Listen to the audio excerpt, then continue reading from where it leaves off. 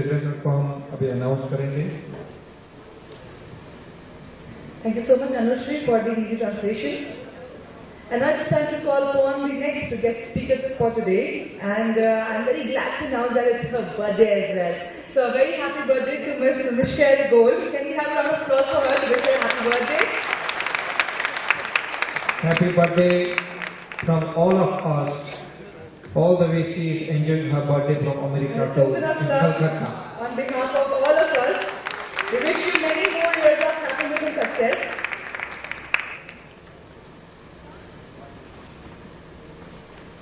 Ms. Gould is going to speak on the topic, the secondary progressed lunation cycle. Ma'am, please join me out here.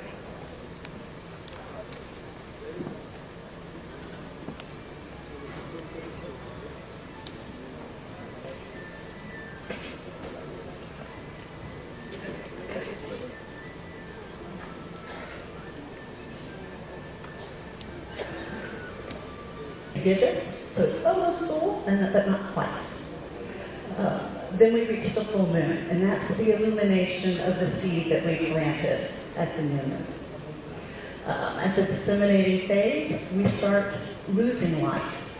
The moon is going to start losing light from this part of the phase, from there on. Then we have third quarter, which is the half moon, but it's waning, so we're losing light. Until we get to the balsamic phase, in which we have just a little bit of light in the sky, and we're getting ready to start the next new moon phase, which will hail a next chapter in our life. So I'm going to go through these phases pretty quickly and describe each one of them. In your souvenir book, I have outlined the technique and given you a much more detailed explanation than I can do in this presentation. The other thing you should think about with these phases is that the new moon phase, until we get to the full moon, we are building in light the entire time. So during these phases, that are each going to last 3.5 years, this is when the moon is gaining light, we can push for the results we want. We're building something new. Once we hit the full moon, we're no longer building anything new. We have to complete what we've worked on. But we are losing light after the new moon. After the full moon. Next slide, please. Okay, so the new moon is the end of one phase of life and the beginning of another. During this phase, I tell people to experiment, okay? If you think about the new moon in the sky, it's dark. You can't see anything. So if you're walking in the country and the moon is dark, we often put our hands in front of ourselves to kind of feel our way through. So this is a period where our instincts are our friends. We kind of need to trust what makes us excited, what seems interesting. But the thing that gets interesting here also is, if I want to use my baby analogy, if you're learning how to walk, a baby will, it just tries all kinds of different ways to learn how to walk. Sometimes it falls down, but it dusts itself up and it tries up again. The new moon phase is like this. We can experiment, we can try new things, and we should trust our excitement and our instincts during this phase. The other thing is the new moon needs to be placed into the birth chart, the Rasi chart. So if the new moon in your whatever house and sign that the new moon falls in will tell us a lot about the new interests that are going to develop. If it falls on a natal planet, those planets and their significations are going to be critical to what develops over the life of this 29-year cycle. Next slide, please. So the crescent moon is the rooting of the intention. And what usually happens here is that we start finding habits and conditioning and old ways of being that just get in our way and prevent us from moving forward. So we start seeing the way that we're resistant to change. So when people come in this phase, I tell them that they need to resist inertia. They're kind of between two worlds. Their old life and the new life that's going to become.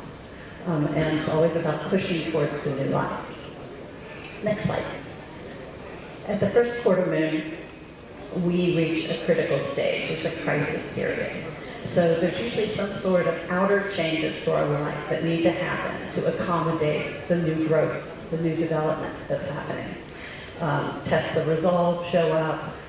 It's like we're building a house, and all of a sudden we see the cracks in our foundation. And we have to fix the foundation cracks before we can build a strong house and move forward. So there's a lot of restructuring that can happen during this period. Next slide, please. At the gibbous moon, this is right before the full moon. So it almost looks full, but we know it's not. It's a few days before. And this is the last push before the full moon. This is the last time where we can build something new, that we can push for the results we want, because this is the last phase where we're building in light. So at this point, we've been working on it since the new moon for a while. Whatever we're developing, we've been working on it for a while. And we start trying to perfect our knowledge. We start trying to become more expert at what we do. So there's a lot of analysis and there's a lot of refinement. We're trying to improve our knowledge during this period. A lot of people go back to school or apprenticeship or try to gain additional knowledge during this period because they want to become more effective at what they've already learned. Next slide. Okay, so at the full moon, you're at the peak of your cycle.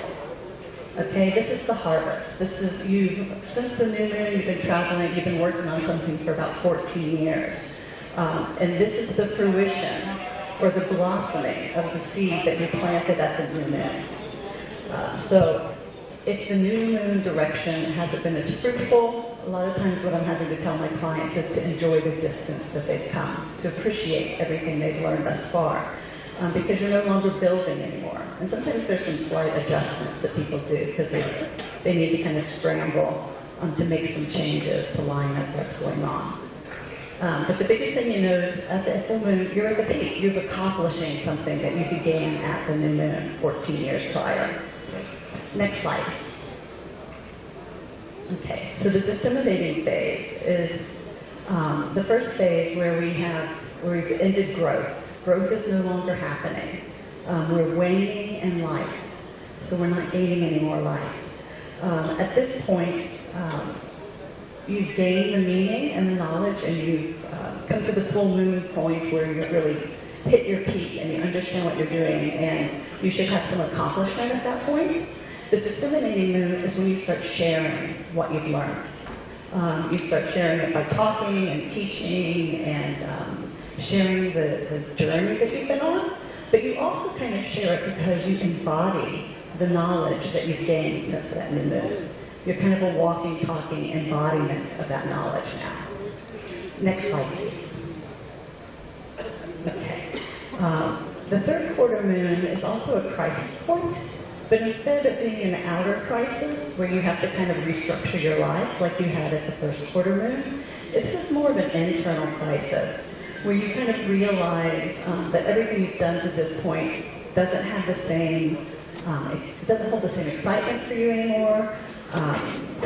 There's a need to start kind of questioning everything that you have learned to see which parts are really worthwhile and valid for you still, which places need to be kind of maybe shaved down, or certain pieces maybe questioned and left behind. So old beliefs get questioned. There's kind of a deconstructing that happens, and it's an internal process in which that's happening. And the ideas and beliefs and techniques that don't kind of hold up start being released. Next slide. And then we reach the Masonic phase. This is the last phase before the next new moon that will happen. So this is a period in which, in some ways, we're preparing for new growth, but we're not quite ready to move on. So there's a lot of tying up old loose ends, completing projects that happens, but there's also very often some loss where we have to let go of the old life. So people can move away that we're close to. Old things that we've relied on start disappearing from our life. And this is a time period where I just encourage people to get rid of things that don't have value for them anymore. Go through their house, get rid of the clothes that they no longer wear and give them to charity, as almost like an offering of this kind of release that's happening during this period. But you're really kind of weeding your garden to make room for the next phase of life. Okay, next slide, please. So we're going to look at this in practice so you can see how easy this will be to find for yourself in your own chart and for others.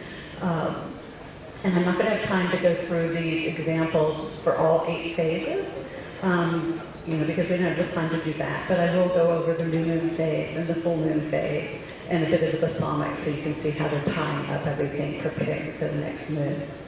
So we're going to look at Albert Einstein's chart.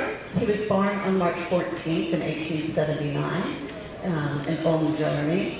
His first new moon after birth was on March 22nd. So we're going to take that principle that I said every day of life is equal to a year of life. So if he's born on the 14th, we can go 15th, 16th, 17th, 18th, 19th, 20th, 21, 22. So roughly around 8 years old, he starts a new phase of life. And this new moon is very late. It's almost the next day. So you could say that he's almost 9 when he begins his new moon phase in his life. The position tropical is about 2 degrees tropical, Aries, or in the Vedic it would be 9 Pisces, almost 10 degrees of Pisces. It falls in the 10th house of career and social prestige. And in his natal chart, that would be in his 10th house of career and social prominence. Next slide, please. So this is how I would find it in the Western chart. I would just go through an ephemeris, and I would just count up the days until I hit the next new moon, where I could see that the sun and moon would be in the same sign, same degree. Okay, next slide, please. Okay, so this is his chart. On the left is the Rasi chart. And you can see over here is the progressive new moon chart. You can see it's at 9 degrees of Pisces in the 10th house. And if you look over to his natal chart, that 9 degrees is on his Mercury, or Buddha, and it's also on Saturn, their sun. So if he pulls in onto his birth chart, his Mercury, Saturn. Okay. Next slide, please.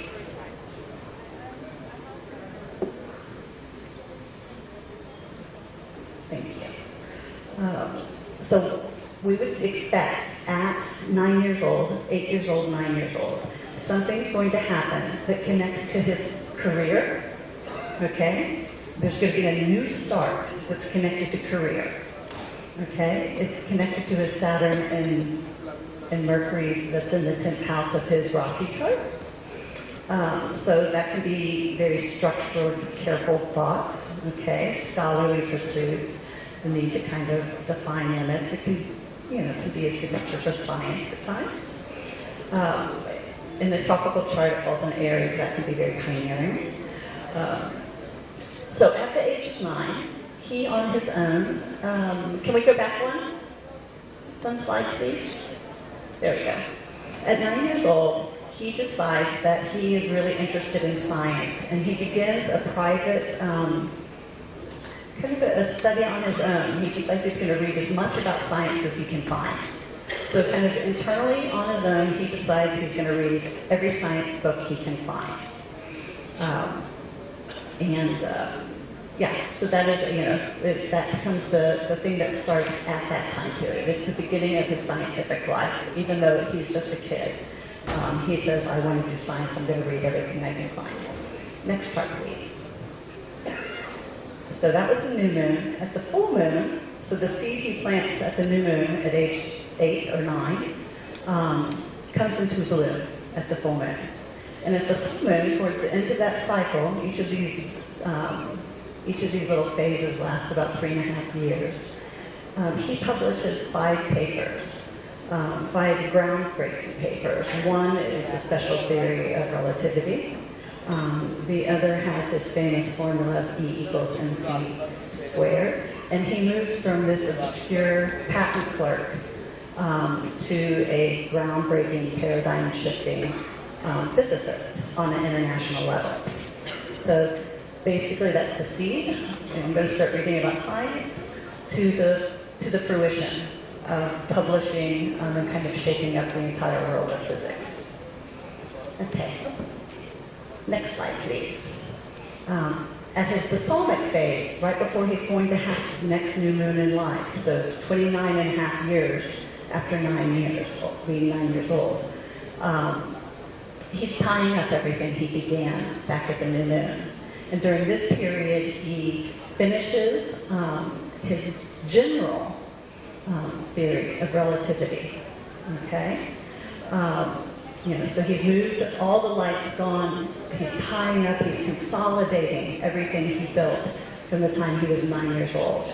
And at this point, he's finishing up his special theory of relativity, he's, ties it into the laws of gravity, and he's ready for the next phase of life. He finishes up his work. Okay, next slide. The next chart we'll look at is Bill Gates. He's born on October 28th in 1955.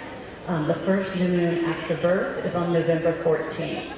So there's 3 days left in October, the 29th, 30th, 31st, and 14 in November. So he'll be about 17 at his progressed new moon. So around 17, we'd expect some sort of shift, some sort of new beginning that would start.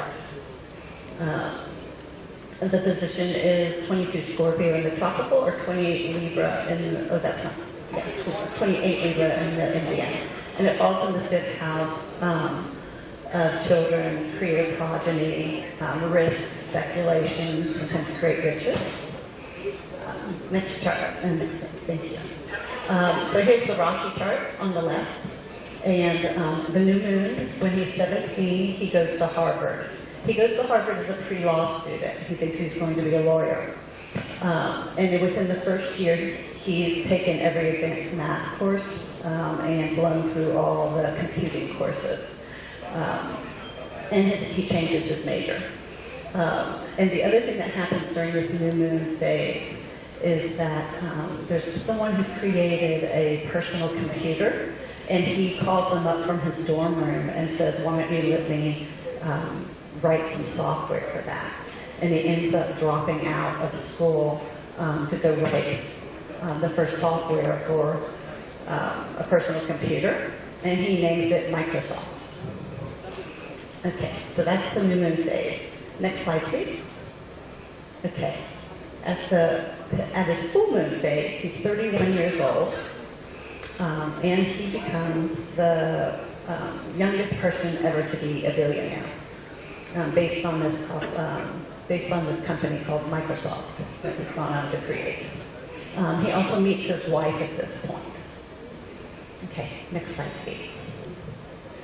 Okay, and at the end, right at the end, before he's ready to hit the next new moon, in his Balsamic phase, he steps down as CEO of Microsoft. He was just doing development work at that point.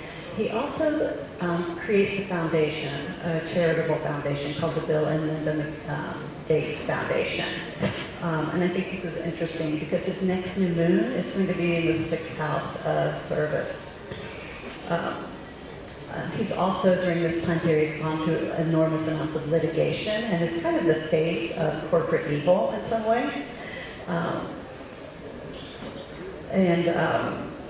But right as he starts his new moon phase in 2001, he steps down completely from Microsoft. He takes over the foundation. And all the lawsuits, the litigations that he was involved in, all those lawsuits are dropped. So he ends up winning over his enemies, okay, by stepping into this kind of charitable life and the selfless service. So, thank you. Next slide. Okay, so I just want to tie up the progressed lunar cycle in a few ways. The reason I like it is that it does follow the moon in the sky, so it makes a logical sense. We can kind of apply it pretty easily. But the other thing I like is that it kind of acts like a compass for life direction. Okay, it tells us when that internal clock for the natural unfolding of our destiny is going to kick in.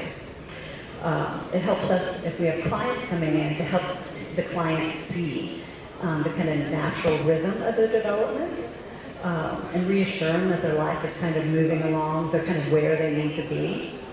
And I also think it can help a client see the larger journey.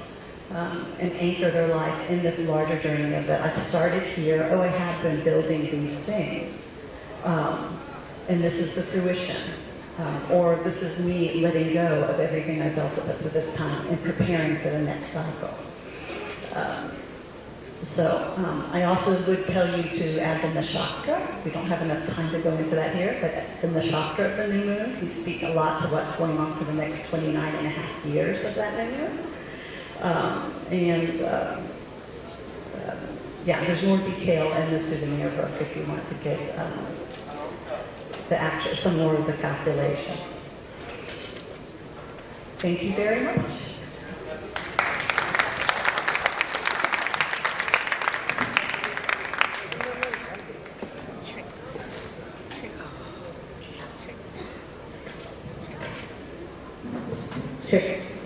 Well, Michelle, you really explained the lunar progressions very well, and it's a very rare combination to find Western and Indian astrology together, so that's really being done very well. So can we have a round of applause for the beautiful Michelle Gould, wonderfully explaining the very notion, the very idea of lunar progression. And now it's time to call upon Aparna to explain the same idea, the same subject in Hindi. So can we have Aparna here? नमस्कार, मैं Mrs gold की जो उसने बताया उसी को हिंदी में अनुवाद करती हूँ। पश्चिमी ज्योतिष माध्यमिक भविष्य के कहने वाले तकनीकों को माध्यमिक प्रगति कहा जाता है। इस प्रणाली के भीतर गहना माध्यमिक प्रगति के चांद चक्र है। ये सरल चक्र एक व्यक्ति के किस्मत और प्रतिभा का आकार जीवन के पाठ्यक्रम पर विकसित करने का है। इस प्रणाली में सबसे अधिक बुध ग्रह की प्रभाव है और इस तरह के रूप के प्रगति में महत्वपूर्ण खगोलीय पिंडों चंद्रमा है। पश्चिमी ज्योतिष में सूर्य एक